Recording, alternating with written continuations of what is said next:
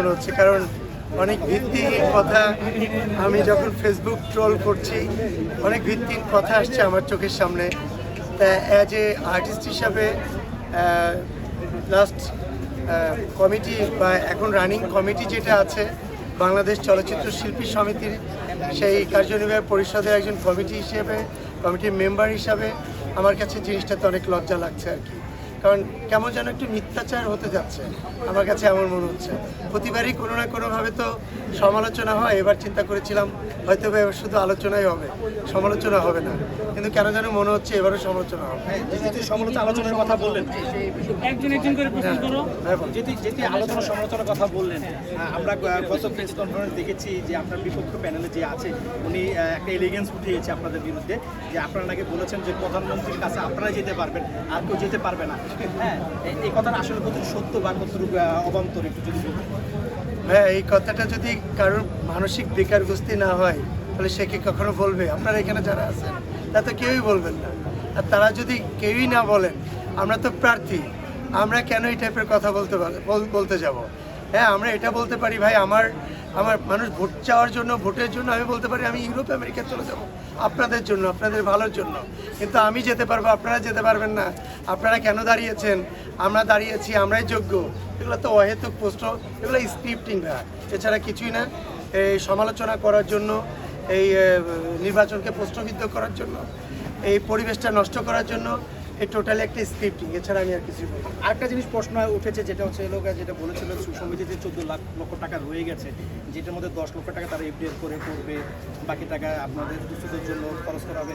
আসলে মানে উনি যেভাবে বললেন যে উনি নিজে রেখে গেছেন, এটা কি সমিতির টাকা নাকি কারো ব্যক্তিগত টাকা?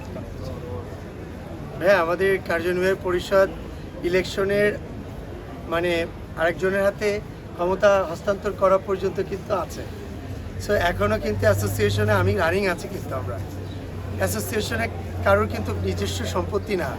অ্যাসোসিয়েশন কিন্তু টোটাল 570 জন মেম্বারের সম্পত্তি। 570 জন মেম্বারকে 21 জন কার্যনির্বাহী পরিষদের প্রতিনিধিত্ব করছে। সবার এটা কন্ট্রিবিউশনের জায়গা। সো এটা কারো পার্সোনাল জায়গা না, এটা হাস্যকর বিষয়। এটাকে কত টাকা রেখে গেছি, এটাই এফডিআর হবে নাকি এটা আমার সমস্ত স্টাফদেরকে ভাগ করে দিবে, নাকি এটা আমার 570 জনের ফোনে বিকাশ করে পাঠাবে, এটা যে ক্যাবিনেট পরবর্তীতে আসবে টোটালটাই তাদের সিদ্ধান্ত, এবং তারা সেটা সিদ্ধান্ত নেবে এক্সিকিউটিভ কমিটির মিটিংয়ে, সেটা রেজলিউশন পাস হবে, তারপরে এটা হবে। সো আমি তো এখনও পাস করব কি করব না আমি তো নিজেই জানি না, তাহলে আমি সে সিদ্ধান্ত এখন কিভাবে নিব? এখন আমি ভোট চাওয়ার জন্য টেকনিক করে যদি আমি মেম্বারদেরকে আশা দিয়ে থাকি যে আপনার জন্য আমি তাল গাছ বেল গাছ এইটা রেডি করে রাখছি, তো সেটা তো আমার একটা টেকনিক হলো, সেটা তো বাস্তবিক কিছু হলো না। সো এটা টোটালি এটা ভিত্তিহীন কথা, আমি এই কথার সাথে কোনো একমত না। টোটালটাই টাকা যেটা আছে, পাঞ্জাবের জগতে একটি বিশ্বস্ত নাম শাবাব এথনিক ওয়্যার। 14 লাখ হলো টোটাল টাকাটাই, 570 জনের টাকা।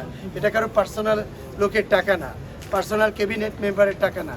এই টোটাল সিদ্ধান্ত নেবে 21 জন যারা পাশ করে আসবে।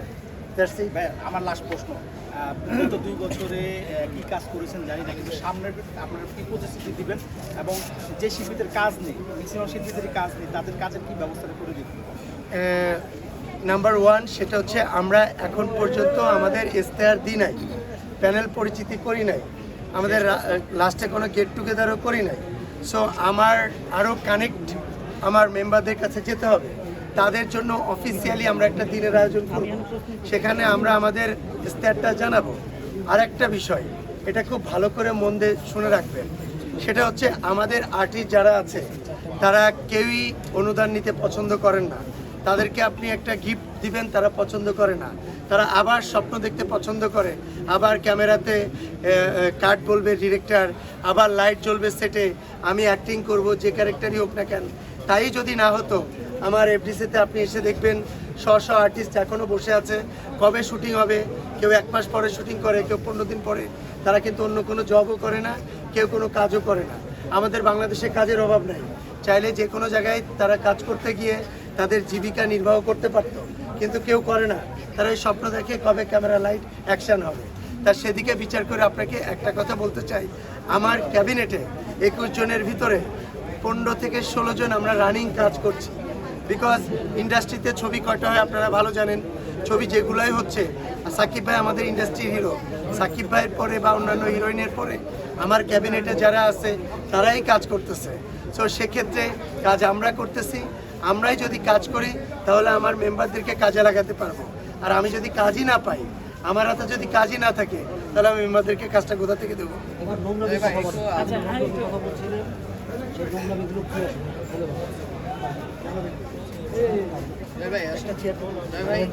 পরিচয় দিয়ে দেবো, একটা চেয়ার দিয়ে আসো। আপনি বলছিলেন শুরুতে নোংরামি হচ্ছে, বিভিন্ন ধরনের প্রশ্ন ওঠানো হচ্ছে, সেগুলো আসলে কি স্পেসিফিক